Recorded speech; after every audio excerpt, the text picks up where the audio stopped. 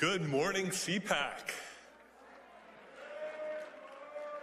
It was my honor to serve in President Donald J. Trump's first term as his ambassador at large for global criminal justice. And I want to hearken back to a little bit of history here. In 1950, the Joseph Stalin installed government of North Korea invaded South Korea to seek to overrun it.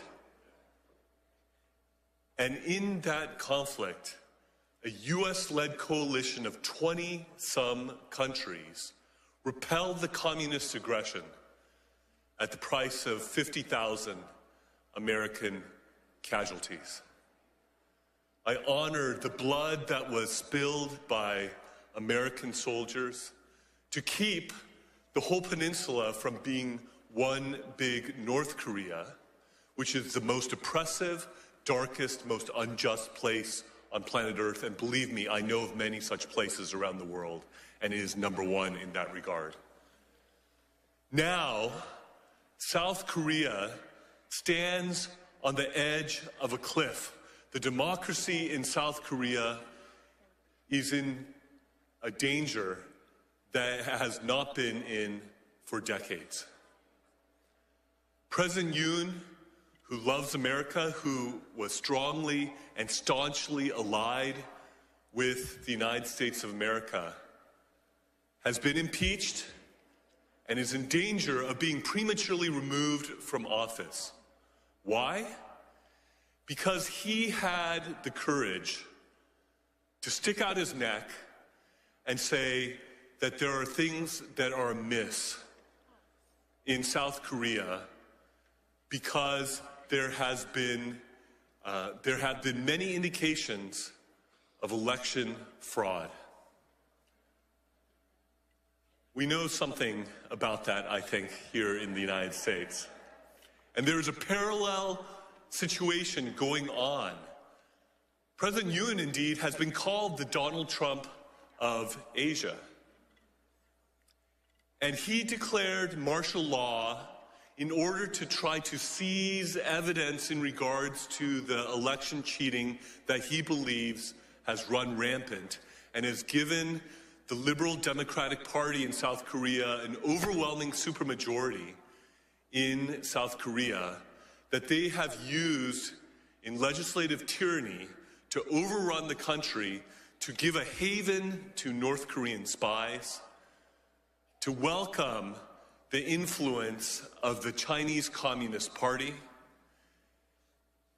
And they are rushing through a conviction process potentially before the Constitutional Court that if 6 justices on that court vote to remove him from office, he will be prematurely removed from office even though he was the duly elected president of Korea by the people of South Korea.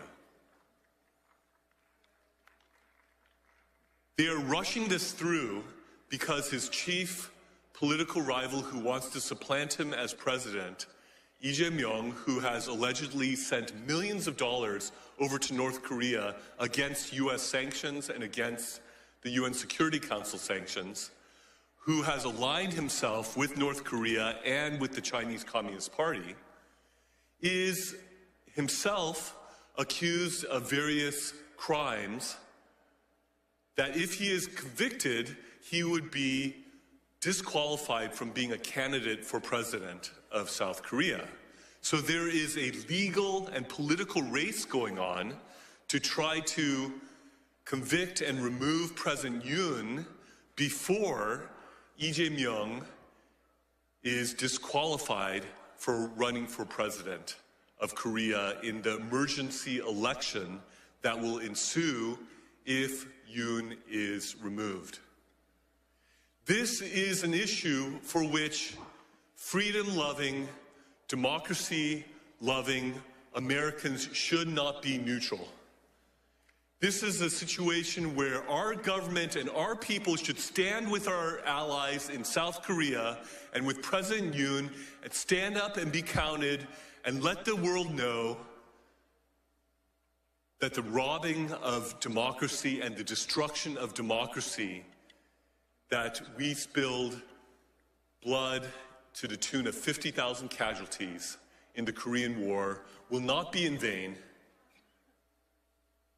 but that the democracy in South Korea could flourish and the people's elected president, President Yoon, who loves America, who is closely aligned with America, would be able to be vindicated in the Constitutional Court and restored to his rightful office.